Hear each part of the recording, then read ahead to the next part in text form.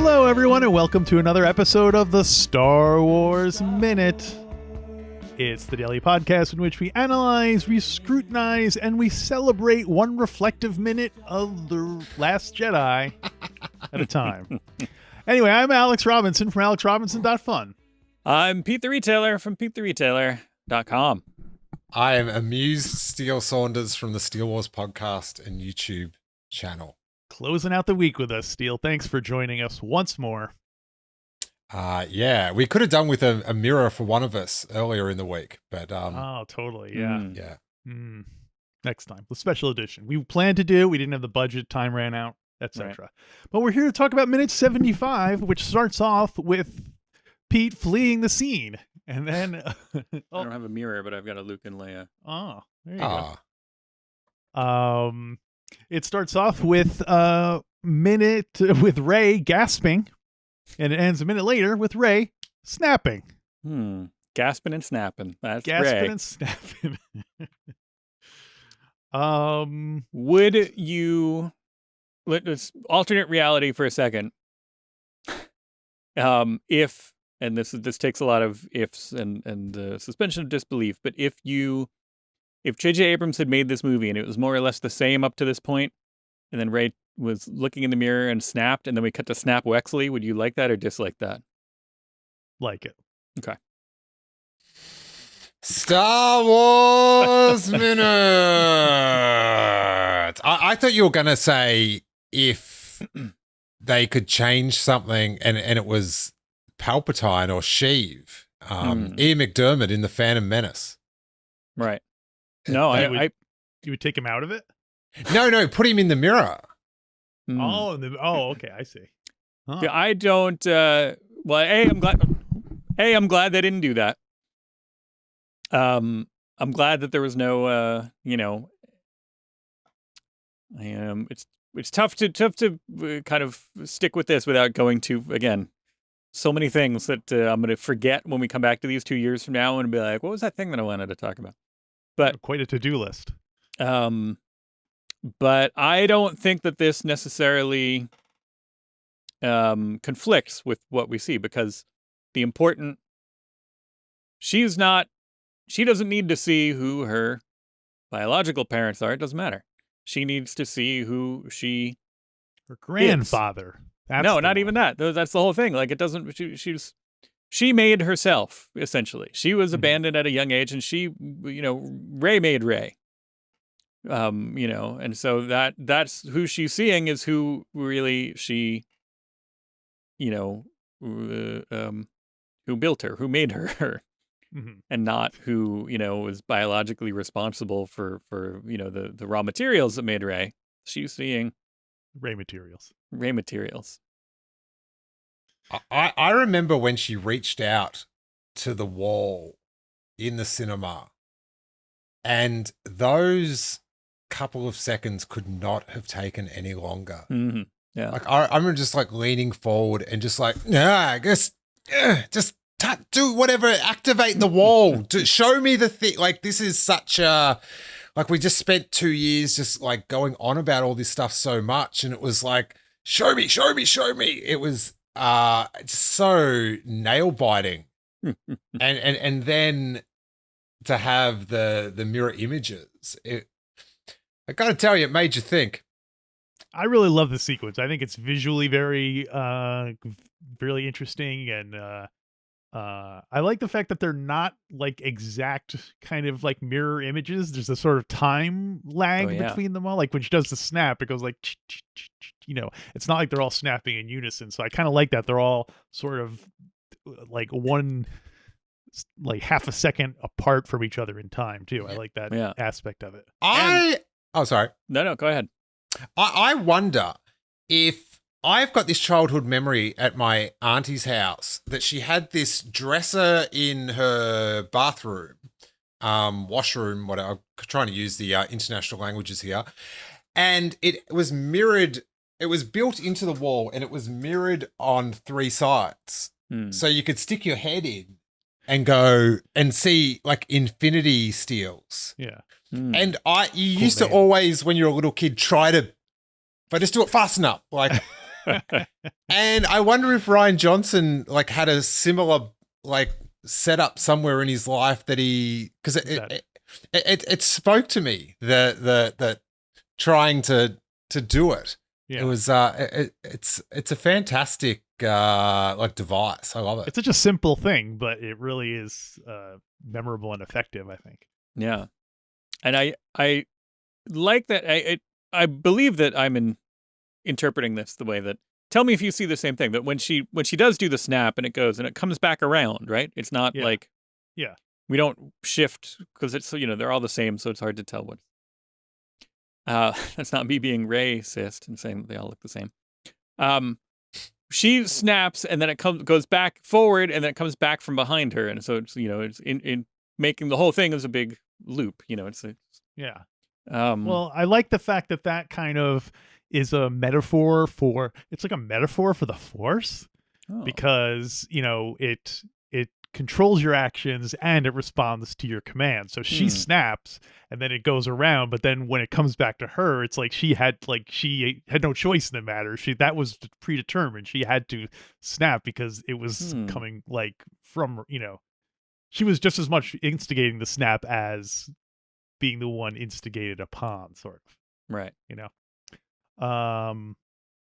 It's also, I don't know if there's any significance to this, but there's only 5 Reys behind her, and then you could see the swamp behind her, so it doesn't go infinitely back the way that they go infinitely forward. I don't know if there's any. Eventually it does, right? Because that's what I mean about the snap kind of coming back, or does the snap come back? No. You see it from the ones behind her, but there's only 4 or 5 behind her, and then there's the swamp. So, well, at first, but then once you get, once the snap comes back around, there's that whip pan that but even then, there's only like 4 behind her. But they do kind of trail back into infinity more. No, no. I'm just pausing through this. They're behind her, but then she turns around and she's facing behind her, and that's when there's infinity Reys. So it's infinite behind her. Yeah, I don't know. Yeah, but I think it's infinite just both ways. Yeah, at first it's not, and then as she becomes more engrossed in it, then it's infinite both ways. So before she goes into the mirror, before she goes through the looking glass, there's a shot of the where she falls in the water, and then there's the shot of her climbing out, and she's like, and you see the close up of her hand, and it's almost the exact same shot as the one when she was meditating, remember? And Luke was like, "You went right to the dark side," and she was all wet, remember, in that scene, and so so it's kind of a ring theory. It almost makes you wish there was a third one just for the sake of. Well, but what? What's the other side? You got the light side and the dark side. You need another. Like, so you're saying that had to do with the duality, the dyad aspect of it? Yeah. Duality of man, sir. Unless there's I was just thinking of the rule of thirds with comedy, where it's one way, the second way, and then the third one is the punchline. So well, if it's comedy, then she would put her hand down in a cream pie, in a pile of poop, or she would, depending on which comedy you're. Yeah. Or she would put her hand down on a banana peel and it would slip out from under her. She'd fall back in the water. One of the Reys would be checking their phone, something like that. Yeah. Oh, sorry. They need to do one of those, not another Star Wars movie, one of those like parody films, not another space epic. There you go. And then you could. Were there? I mean, other than, I think there was a Force Awakens droid tales, essentially, like a Lego Star Wars Force Awakens kind of tie-in, but I feel like there hasn't been as much comedy attention paid to the new ones, right? Give it time, but I guess the Lego definitely with the classic special trilogy, and to a certain extent with the prequel trilogy, you got a lot of kind of you had the Robot Chicken stuff, and you had the the Family Guy stuff, and you have all the like I said, Lego, the Droid Tales, recovering it, and a couple of other things. But I feel like there hasn't been as much fun with this yet. Although the Lego Star Wars Holiday Special played with it a little bit. But even so, it seemed like that went more into the other films. Yeah. Right. I think when it's them joking about it, it can do more harm than good. I feel like leave the parody to, Saturday Night Live, The fans. who have done some good like that. They have done some good Disney era sketches. But to like One this scene's credit, it's like fans now reenact this at like conventions, and I've seen Snap? yeah, they all get dressed as Rey, and kind of like and this is sort of thing when people like some bits and some like don't like others, and they can't see how it relates to people. Once it sort of gets memed out like this, it's like a valid piece of Star Wars to me, because it's become part of the fan like fabric and culture. Like the ice cream maker man run at Celebration. So they have all the Reys get dressed as Rey, and they reenact it at conventions. And I saw one lady had like bought, this is very profitable for the Disney Corporation, I think it was a few Rey cutouts, and it's sort of like affixed like a beam, so she was in the middle and there was 2 Reys in front of her and 2 behind, and she's walking around Comic-Con licking her little heart out. Like when they put those dancers on the sticks, so the one person dances in the middle and they all move it the same way. That's pretty funny. I like that. Yeah. So and that's sort of like one thing we haven't touched on, just because it's the last day, is we mentioned like Reylos before. Yeah. And like that side of fandom and that side of theorizing, they like got so much of this film like right. Like all the whole thing with the force projections and the connection, that was all stuff that they were theorizing about between The Force Awakens and The Last Jedi. So it was quite compelling when I started, talking to like those fans afterwards, and like, so you guys like this was on your list of things that you expected to happen. I'm still waiting for the saber to come out of the droid, get nothing. and they called the whole game. So what if like a Marvel style post credit sting, where it's just the end of after Rise of Skywalker, end of credits, and then just like slow pan over to R2-D2, and it's just like and he just launches the lightsaber, end of movie. I was already loath. I don't like, I like after credit scenes in Marvel because it's like the trope, but I also do think it's a like, just have a good ending of the film. Like I don't send people out of the cinema talking about the tease for the next thing. Have it talking about the end of the film sort of thing.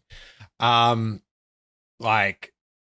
Yeah, and that was sort of like Back to the Future, where you actually did come out talking about all the things that might happen in the next film because they teased it, sort of thing. But yes, your idea is just it's disgusting. There you go. That's what I was looking for. Well, speaking of cliffhangers, teasing people, for the next movie, what if the movie had basically ended here? With her snapping. Yeah, if this was a little bit more of a like the end of this scene, you get kind of Rey, it becomes almost like 2001, where like Rey touches the thing, she goes through this whole thing, and we learn about Rey a little bit, just enough, and then that leads us to the next one. Then maybe like just add one scene of her being like, okay, like now I'm getting her lightsaber ready, she's gonna go take on the whole First Order. That would be very unfulfilling. Much like when I was a little kid, I found the end of 2001 quite unfulfilling because I was so confused. Right. Yeah. And I watched my Star Wars films to feel like a little kid. So, thus, not a very fulfilling ending of the film. But you've missed out. You're so far into this whole series of podcasts, but how long have you been doing this, like 10 years or something? 7 years. 8? Sorry, I don't mean to rub it in. Right. But you missed the trope of just every episode, Pete going, what if the film ended here?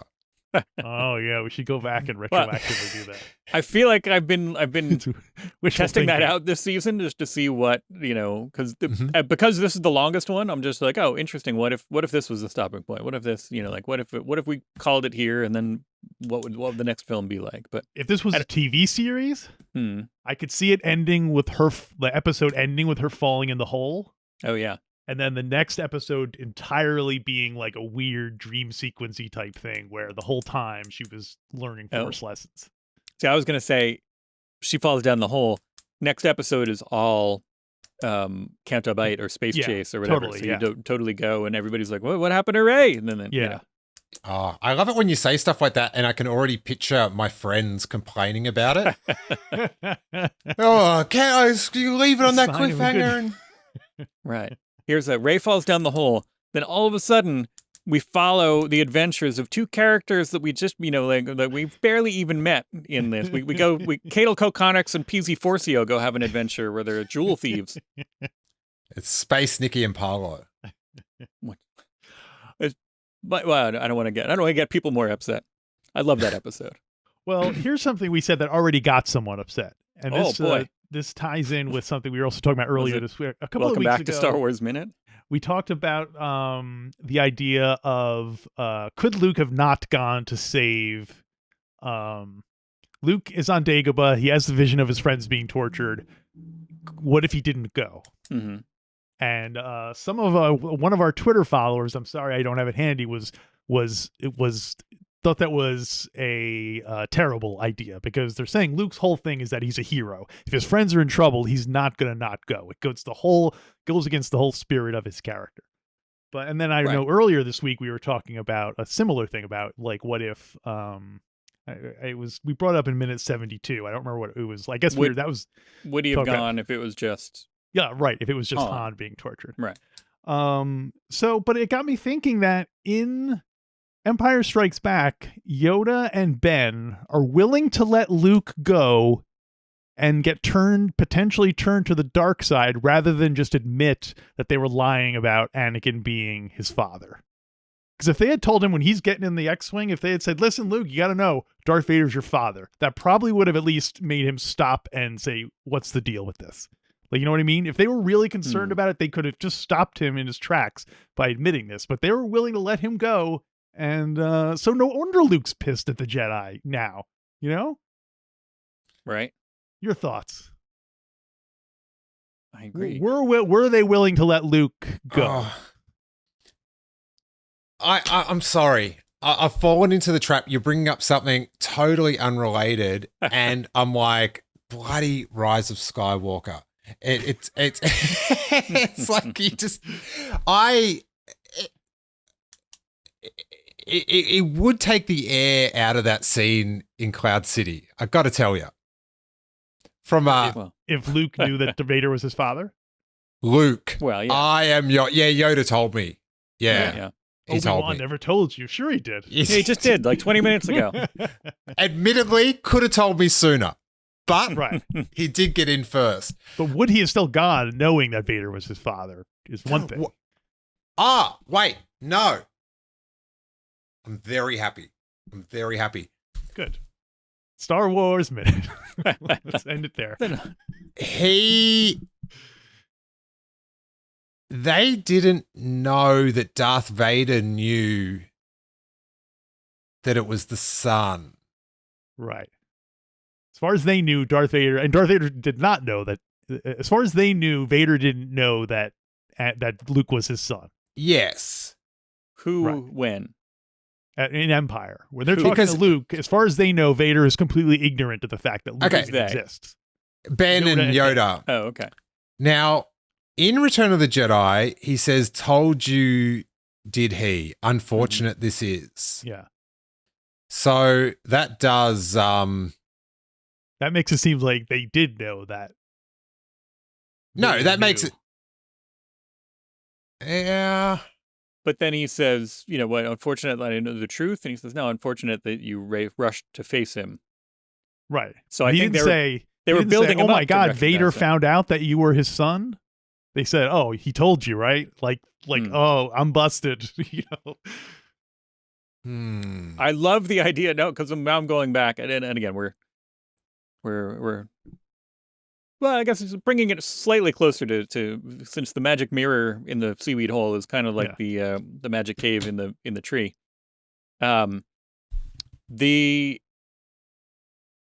What did Luke come back from that and be like, oh man, I just saw the craziest thing. There was Darth Vader there, and I chopped his head off, and it exploded, and it was my face inside. What the heck could that mean? And you would have been like, oh, that's a crazy tree. Wow, like, what a weird thing to see, huh? Let's go make some soup. Like, was he like?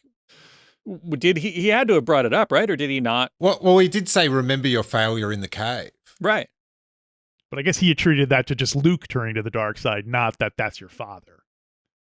I guess that he was. I mean, which is partially how I remember taking it. That it was like, oh, like it's like the dark. Like if he doesn't. Well, I didn't remember. I didn't know that was Luke's face for a long time. That's one thing. I was just like, all right. But him seeing Darth Vader and rushing to attack him and all that, and then just seeing it's a face underneath, I'm like, oh, he's seeing that it could. Darth Vader was just a guy who turned to the dark side, so he's got to be careful. He could turn to the dark side. And then later I was like, oh, it's him, literally. Oh. Yeah. Because I never saw that scene without knowing. Yeah. Because I saw Return of the Jedi first, like before Empire. I guess it doesn't surprise me that Ben would be embarrassed and not want to, because clearly every opportunity he kind of, he only tells Luke the truth once Luke knows the truth, and Ben can't get out of it. You know, from a certain point of view, you know, like that kind of a. Which makes me think that this whole time Yoda's like, all right, I'm going to tell him, and Ben's like, no, let's just let it. Let's have him do some more training and see what. Play the string out, see how this goes. Well, he went in the cave and saw himself, and Ben's like, well, that could be interpreted a lot of ways. Let's just let him. Not ready to tell him yet. But the whole thing with this that got me on the Rise of Skywalker thing is after like everything, like because Kylo Ren turned on Leia and Han when he found out that his grandfather was Darth Vader, like that sort of got him like there was all these things with hiding who people are and stuff.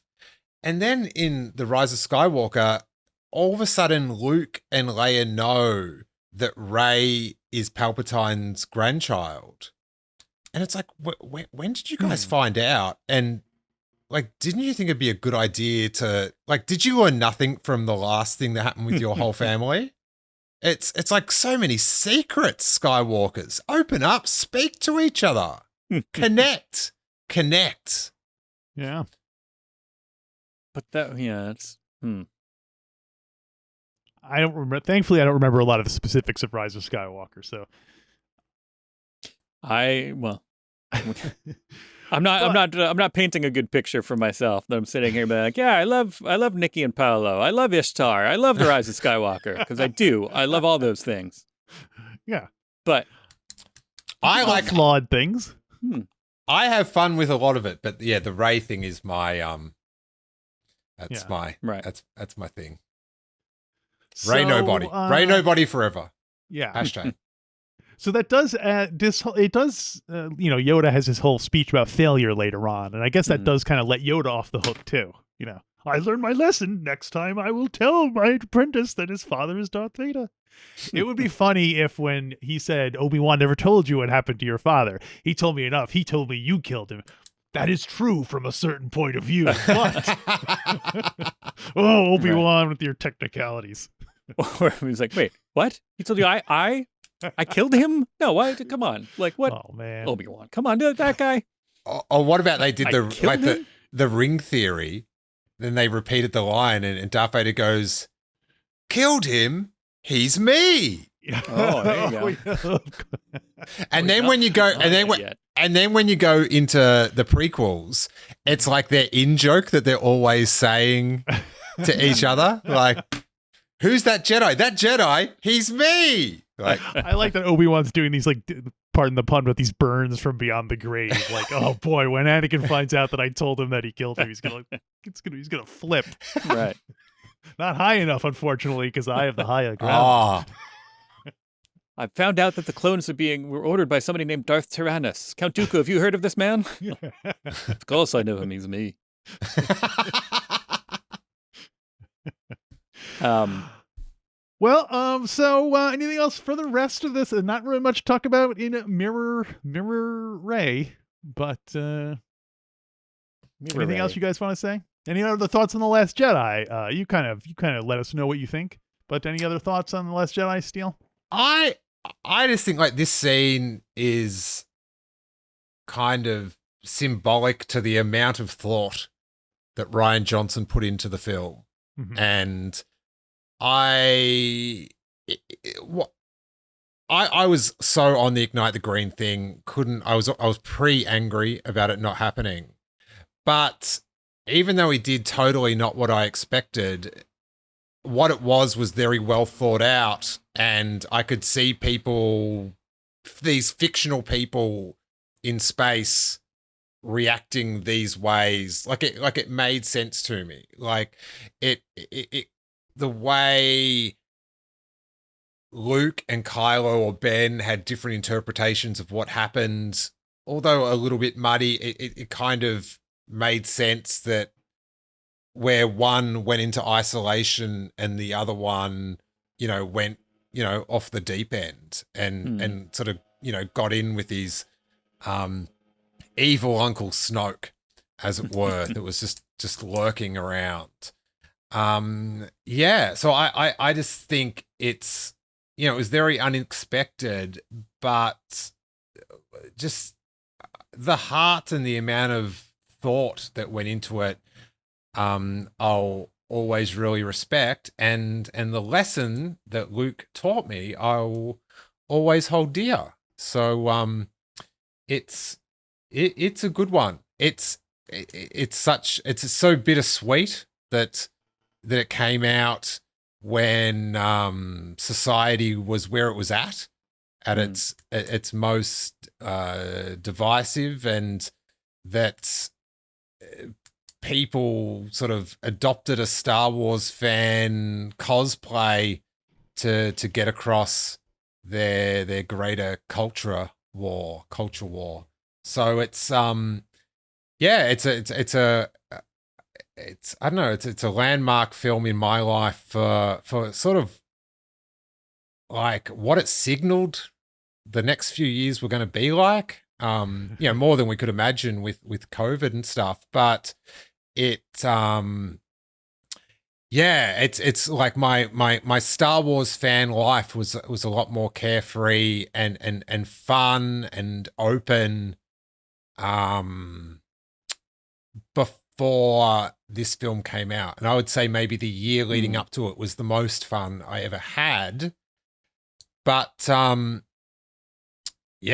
don't know. You sort of, it just became something, not that I was embarrassed about, but it was just like, I just don't want to stop ruining my thing.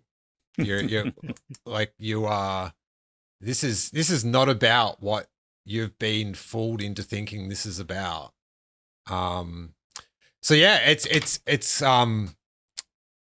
it means a lot, good and bad, to me in real life and in fictional world. And yeah, it's sort of, I didn't mean to get heavy on a Friday afternoon for everyone, No. but it's like, it's pretty gnarly, man. It's, how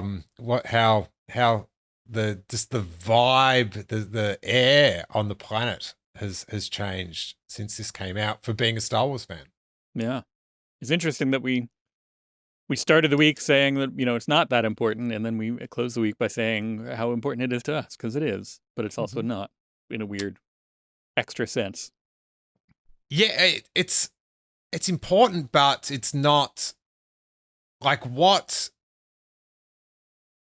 people are so up in arms about. It isn't the film. It's something else, and it's just cosplaying like as Star Wars. And and when I say like things aren't important, there's just only so much negativity you should allow yourself healthily if things don't go right in Star Wars. Do you know what I mean? And I've got this, like, saying of like love Star Wars like a 12-year-old, dislike Star Wars like an adult. Do you know what I mean? Like it's, Right. and I always think back to like The Force Awakens at Celebration and the footage of people crying in that theater and like the sheer joy of the anticipation. And it's like you are so emotional and invested in this, much like, dude, I cried at the Star Wars Special Edition trailer. All right. So that's how maladjusted I am in life.